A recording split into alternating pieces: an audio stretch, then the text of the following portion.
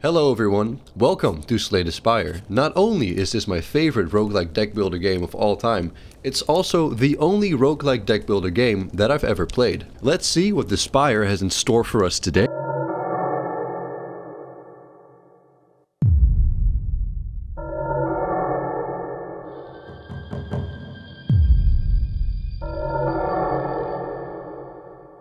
Let's have you start your journey by having a wish granted by that whale over there.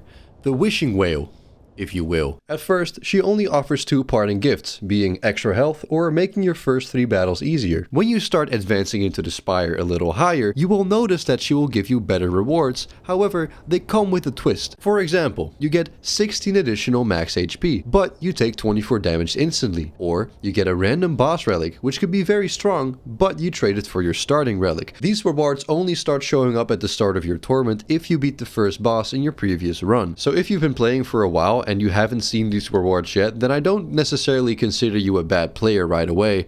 I just won't consider you at all. Anyway, here's your map. It's a roguelike game, so it's gonna be different every time you play. You will see that in front of you are multiple possible routes you can take, but regardless of where you start on any level, on any act, you're always gonna be fighting a common enemy first. So from me to you, your best bet is gonna be to pick your option randomly without thinking about what lies ahead for more than, I would say, 3 steps. If you're planning your route for the whole act before you even start, that only implies that you're simply too insecure to deal with the uncertainties of life. But regardless of your reasoning behind your decision, your first battle is going to be one of these 4. A Jawworm, the Postcard Accident Classic, me, or 2 Little Louses. These enemies are so weak and so easy that if you've ever died to them at all, you're fucking pathetic. Yeah, no, I just miss seeing your face. On your legend to the right, you will see that the Spire knows 6 different floor types: Unknown, Merchant, Treasure, Rest, Enemy, and Elite. Let's have a look, shall we? First but not least, enemy floors. Enemy floors contain a random common enemy. Every enemy has special stats and abilities to make your life harder than it already is, especially after coming back from your 9-to-5 dream life on a sunless Thursday afternoon. You are guaranteed to be rewarded gold and a card after every 1 battle, with a chance of finding potions and relics as well, but I'll get to that later. Elite floors always contain one of the 3 act unique elite enemies. These enemies have a special sprinkle of bullshit on them, which makes them much more difficult to kill than a common enemy, but the spoils of war are much more valuable, as they always drop 1 relic. And this is quite huge, but again, I'll get back to that later. More important to know right now is that you should only engage with these if you're actually confident that you're going to beat them. I often find elites harder than some of the Act 1 bosses, but that might just be me coping because I have lost all my confidence. Resting sites. Take it easy, traveler. You are gonna have 2 options from now on. You can either choose to go to sleep and heal 30% of your max HP, or be bold and upgrade a card from your deck. If you're struggling to choose between these 2, you should always choose the safest option. In other words, do not fall for the temptation of card upgrading at the expense of your recovery. Your deck might be stronger, yes, but you still have many battles to fight until you can heal again. And in death, all cards will vanish anyway. Your monumental greed sickens me. Treasure rooms contain a random treasure chest with random treasure inside of it. On merchant floors, you will encounter the merchant. He sells cards, relics, potions, and card removals, but never the carpet in exchange for gold. Like I said earlier, gold can be gained if you win battles, but also through certain relics, random events, and occasionally by Niao. Yes, her name is Niao. Everyone, say hi to Niao. Hi, Niao! Saving up your gold for the merchant to buy better cards is a wise decision. Better cards are more expensive, but wealth is worth nothing to a corpse, so be a little careful. And last but not least, the unknown floors.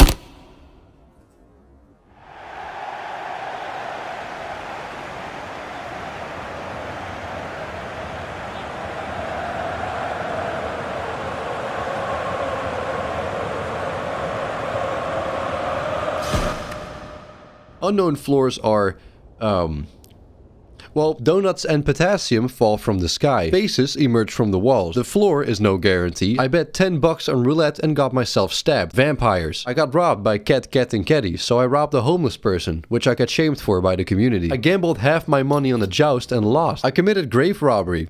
Fuck it. Won my first Colosseum battle, lost my sanity in endless halls of nothing, and ultimately died trying to hug a statue. So I thought to myself, entering the Spire is like visiting Denmark. It might seem cool at first, but once you're in, the first thing you want to do is leave. So, the Spire knows 3 different acts. Every act holds a unique selection of headaches, special events, migraines, ambience, and even aneurysms. To beat an act, you must survive your climb all the way up to the boss, kill him, and then you will be healed back to full health as you ascend to the bottom of a new act. The idea is simple. The execution is a nightmare. First thing you gotta know about is cards. There are 5 different card types in this game. Attack, skill, power, curse, and status cards. Attack cards always deal X amount of damage with or without additional effects. Skill cards provide defense, buffs, debuffs, and utilities. Skill cards are like catalysts to your gameplay. They seamlessly aid you in mixing your fist with your opponent's face. A skill card will never deal direct damage, but is always able to aid your attack cards and power cards into becoming stronger and therefore allowing you to deal more damage. They're basically the cards that make everything possible. You need damage to kill, or you need power to sustain, but you need skill cards to tie it all together. Power cards, they serve as the foundation of your build. Essentially,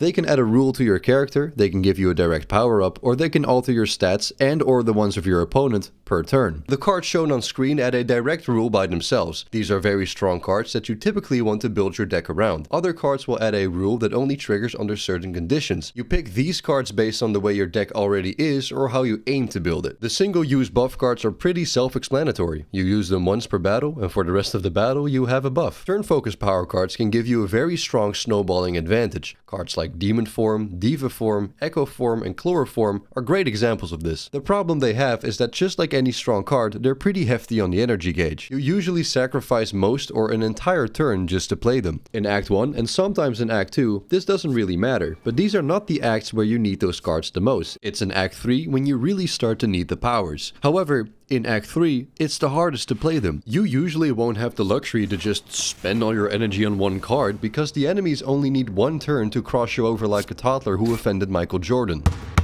And with that you can say, oh, but then I'll just choose not to play them. That's fine, they're going to be an eyesore in your rotation until you do, and when you do, it's too late, because the enemy will have already snowballed way beyond the reach of God, and you just barely matched your strength to your HP. But most of the time, they'll give you a deck altering option. Examples being, exhaust one card, draw one card, play a power card, draw one card, whenever a card is exhausted, draw one card, enter a start your turn, draw one additional card. Fuck it. Curse cards are the Spire's equivalent of the salmonella juice that separates from your raw chicken when you microwave it too long.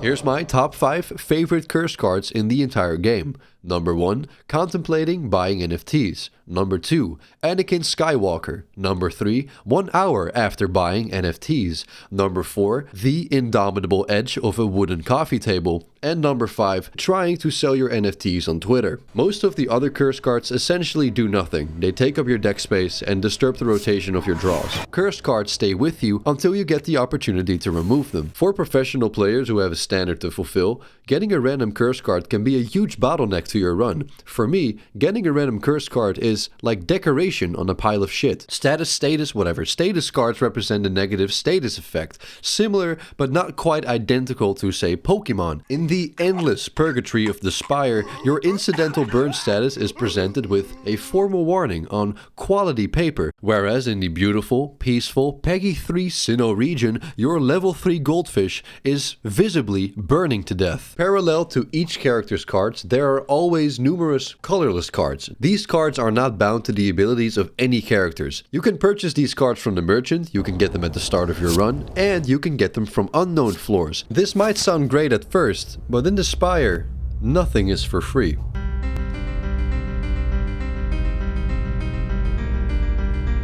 Stuck in the grasp of their gaze, they offer you a deal. You get 5 colorless cards with intangibility, and in return, they only ask for half of your life expectancy. This sounds like a dicey trait due to it being one, but mind you, intangibility reduces damage received from all sources to 1 for an entire turn, meaning that you have 5 turns of virtual invulnerability in every battle you play from now on. Called transition to the next topic. Relics grant passive boosts for the entirety of your run or when certain conditions are met. You can find relics in every corner of the Spire. They're essential, like the knife of a chef, and inevitable, like a Romanian in Greece trying to sell you flowers. I won't be going over all the 100 plus relics in the game because I'm a working man and I have taxes to avoid. So I just want to thank Torygate and Tungsten Rod, my beloveds, for consistently saving me from my poor decisions and miserable deck in Act 3 and below. Another cold cut to the next topic. Potions grant a one-time use boost to your character. Potions will give you pretty normal stat boosts like health, defense, thorns, focus, energy, and all that stuff you would expect from potions. But rare potions can do some pretty cool stuff. Liquid Memories, for example. This potion allows you to draw 1 card from your discard pile to put into your hand, which you can then play for free. While most players see this potion as a free gateway to a tactical advantage in any tough battle, I see 80 damage at a 50% discount. That buy one, get one free shit. And I hear you thinking, oh, but now you threw the run because you don't have any defense. Think again. I trapped Tinkerbell in an old mayonnaise jar and she will pay for my mistakes with her life. Anyway, it is time to introduce our beloved characters. The Ironclad is a typical starting character, easy to play, hard to master. In a world of magical malevolent entities with dark spells, fire blasts, and even hyper beams, you know there's nothing more satisfying than beating the shit out of someone. Oh, you're a mythical green mage sitting on a throne of death, wielder of unholy magic and hella legs. God damn. Ooh, intimidating. I'm gonna punch you in the throat. I like to build a high strength deck that swiftly turns my starting strikes into napalm strikes and my heavy blade into the very thing that ended World War II. To put it more directly, I don't just simply want to play cards like Demon Form, Spot Weakness, Inflame, and Limit Break. I crave them like crack. Let me paint a picture for you. It's turn 1. My poorly managed deck couldn't even swat a fly if it was glued to a table. Fast forward, it's turn 7. I can now double the amount of mountains on the planet by splitting all the existing ones in half. But sadly, my strength build is not a guarantee for success. And when it's failed me a little too many times, I go turtle mode. I accumulate my defense and occasionally throw a cheeky low kick to my opponent's shins. Like a concrete wall that hits back. A horizontal thwomp, if you will. But unfortunately, I routinely get stuck in a fail to scale. Fail to scale is a phenomenon where the enemy becomes an unstoppable force before I become an immovable object. The only scale I see is the one that I use to weigh the fat fucking frown on my face that chemically emerges when I have been blocking for 8 turns in a row and my current stats are 0 damage dealt, 90 damage to tank, 5 shield accumulated and 3 veins on the wall behind my computer ejected directly from my forehead. If both build options sound a little shaky, then try the golden mean. I mean, think about it. He can build very high strength and very high defense. If you go for either of them, then it's gonna be very risky. You're gonna miss the defense or the attack, and you don't want to miss either of them. So the only logical option would be to combine them. You get just enough strength to test the pain threshold of the second boss, and just enough shield to cover your dignity. If you hoped that this part was going to be actually helpful, then you chose the wrong video. The only thing I do with this character is replay until I get bludgeoned in Act 1, upgrade it early, and use it every turn that it's in my hand.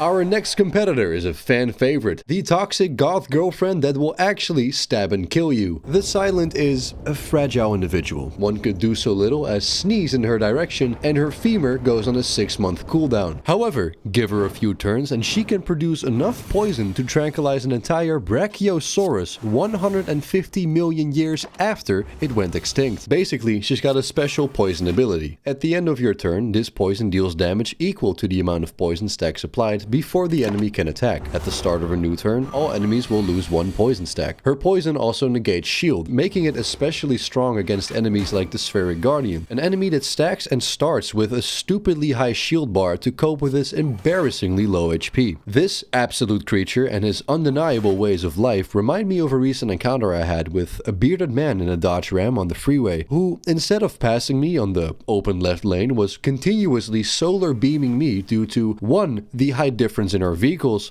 and 2. His industrial grade headlights. Losing my patience, I signaled him to switch to his normal headlights, but unfortunately the gap in my understanding of the situation caused the man to switch on his actual high beams, giving me an X-ray that is still visible in the dashboard of my Ford Fiesta. But I wasn't gonna let that slide. You can hide your lack of confidence behind a bulletproof appearance supported by materialistic goods, but you can't hide from the pressing grip of death caused by my humble stream of benzene gas going directly from the trunk of my car into your air conditioning system. But I digress. I have formulated an impeccable poison build strategy that I like to call Gaslight Gatekeep Girl Boss, or for all my viewers who are watching from ancient China, GOO for short. I start by finding a Snecko Skull relic that adds 1 extra poison stack for each individual poison stack applied.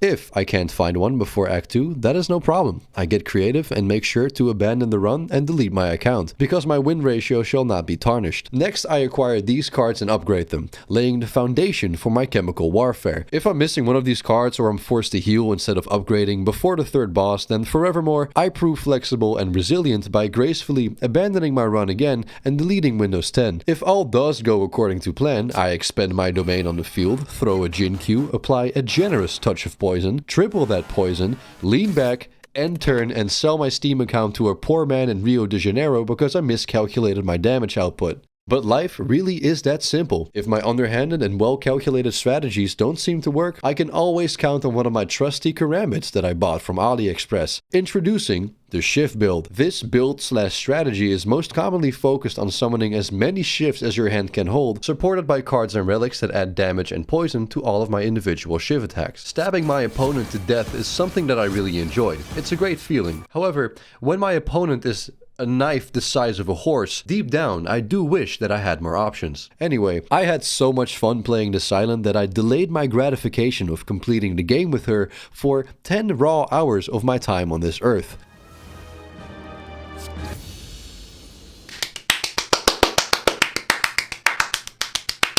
Woo! Boom! Oh my god.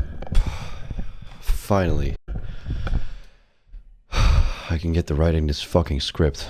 The defense! This toaster can channel 4 different orb types that passively and actively aid him during combat. Every orb has a passive that triggers at the end or start of your turn and an active that only triggers when you evoke it. Evoking your rightmost orb happens automatically if the amount of orbs you add to your slots exceed your capacity, or manually by using an evoke card. The 4 orb types of the defect are: Electric, deals damage passively and deals more when evoked. Frost, grants shield passively and grants more when evoked. Plasma grants energy passively and grants more when evoked, and Dark charges damage passively until it is evoked and then deals all the stack damage to the enemy with the lowest HP. The Defect is my absolute favorite character. The moment I saw all the orbs in action, I knew that this was the character for me. What the hell?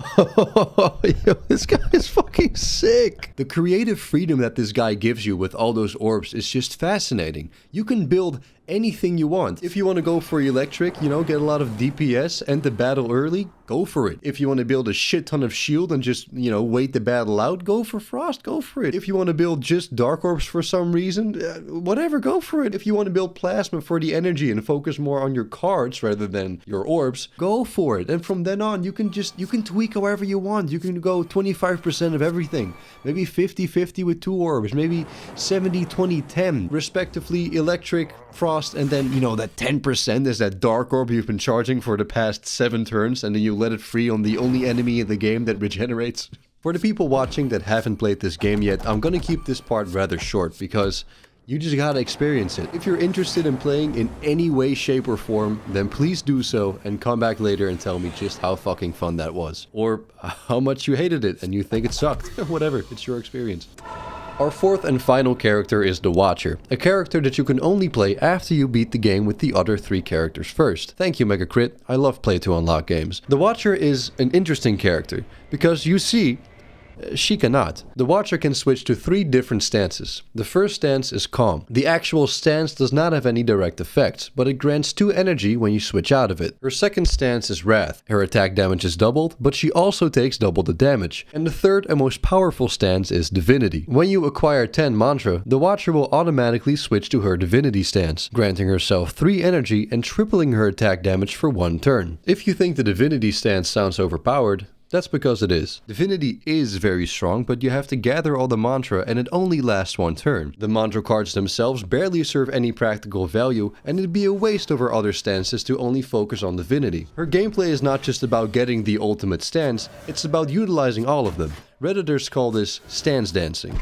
The most basic cycle of a stance dance is starting in Calm, then switching to Wrath, dealing your double damage, and switching out of Wrath to not get double the damage back. She has a few power cards that actually buff you when you switch your stances. For example, one of them gives you block when you do. If you play this correctly, you can get a lot of block in your turns without having to use a lot of block cards, which means that if you can actually pull this off consistently, you can focus most of your deck on power cards, attack cards, and utility without having to spend all that energy and all that deck space on block cards. The sheer potential that stance dancing has is the very reason why people call the Watcher the best character in the game. But due to my lack of ability, I disagree. My legs are luscious, my toes are twinkly, and my ass is elegant. But these feet were not made to stance dance. I do not cry often, but there's a limit to how many times I can stomach the pain of clicking end turn to confirm the 130 damage that is about to wipe me away at full health because I made a slight miscalculation in my damage output. No matter how much I yearn for a salsa, all I'm left with is tomatoes. Judgment. If the enemy is 40 HP or lower, set their HP to 0. This number is unaffected by buffs and debuffs and negates all shield. You see this curled up little guy? He thinks he's safe because he gained shield after my first attack. In actuality, he was deceased a few turns ago, but I just haven't told him yet. Now, how do I say this to him?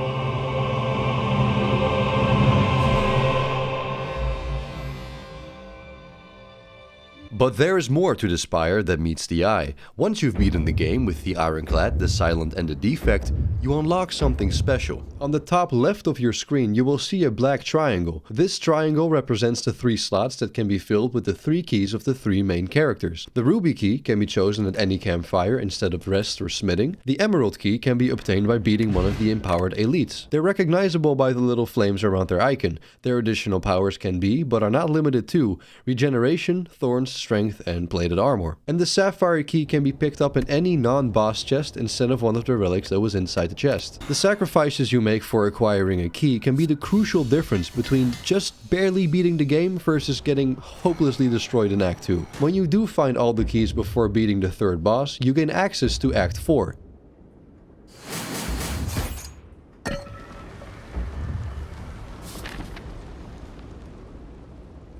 Here you can rest and visit the merchant one last time before you fight the Spear and Shield elite. This elite battle is an enemy duo that, contrary to all of your other fights, attacks you from 2 sides. You have to be very mindful of the order in which you attack these 2 because the enemy you last attacked is the enemy that your character will look at. And if the enemy behind you is going to give you back shots, they will do additional damage. The final boss is the Heart of the Spire. The Heart has 2 unique passive abilities that make him incredibly dangerous. First, he deals 1 damage for every card that you play. Second, he has a damage cap of 300 damage per turn, meaning that you have to survive at least 3 turns against this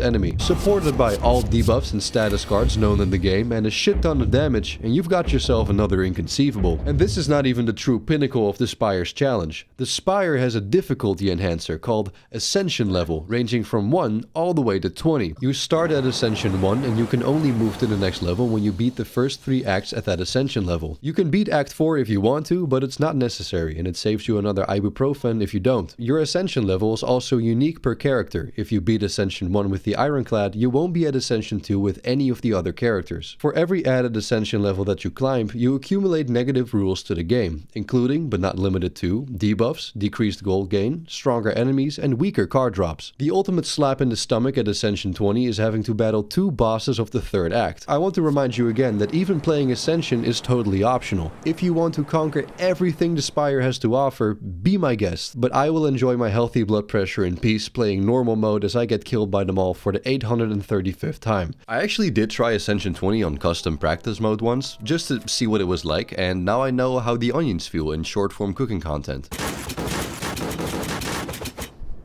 Fucking hell. Honestly, I was frightened by Ascension, yet I was still intrigued by the possibilities of run modifiers, but custom mode didn't quite scratch that competitive itch.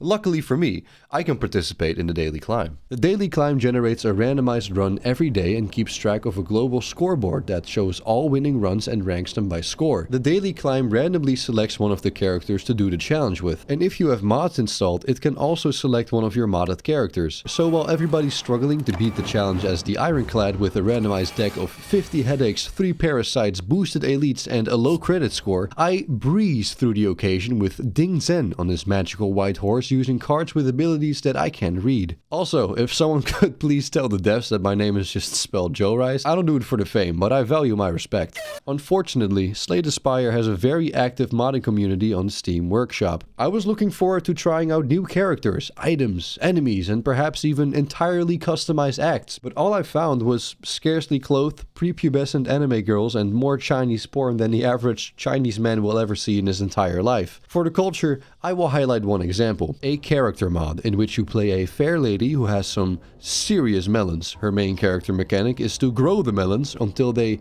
exceed the limitations of their vessel, and from there, the screen is the limit. Sorry to edge you like this, but that's all I'm gonna say. I have no desire to terminate my already unstable relationship with the YouTube algorithm. I thank you for your understanding. But some characters are suitable for wider audiences, like Hatsune Miku. Essentially, this is a reskin for the defect, but practically, it drastically lowered my resolution and image quality for all of my games until I uninstalled it out of fear. Another fan favorite character is the USSR. With a heroic, historic leader of your choice on the front lines, the USSR desecrates the Spire with powerful cards like South African Unrest, Arab-Israeli War, Iran-Iraq War, Korean War, Arms Race, Nuclear Test, cursing you with a nuclear test ban, and Yuri Gagarin, cursing you with Neil Armstrong. With the USSR's unique communization ability, they make the enemy inflict damage upon themselves. The very essence of communism is true equality, so any place where the USSR can be found is the USSR. Truly one of the Putin bear moments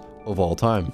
My must-have mods that actually contribute to the game's experience and overall quality of life are Colored Power Tips. This is a mod that adds a green and red color over buffs and debuffs windows respectively. On the topic of quality of life, Minty Spire is a great addition, practically offering every quality of life option you can think of for Slay the Spire, and you can adjust it all to your liking. Low tier Tempest, Chinese text render fix, I will not explain this, and the Curse of Ra. This game sucked the absolute life out of me. I keep carrying old bricks, only to be surprised when I inevitably build the same house. I have acquired insanity at the expense of my ability to express joy. These days, when I see something funny, I don't even laugh anymore. I just silently gain dopamine. Thank you all so much for watching and the continued support in the comments. It means a lot and I will always appreciate it. By the time that this video is going to be out, I think Slay the Spire 2 is going to be releasing in a week, so okay. As of right now, I'm in Mongolia, acquiring ancient knowledge from unreliable sources as I'm already cooking up my next case study. Bye bye.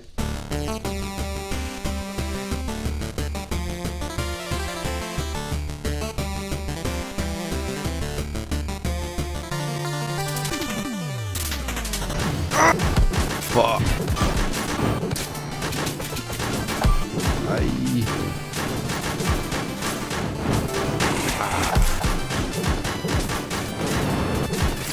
Fuck.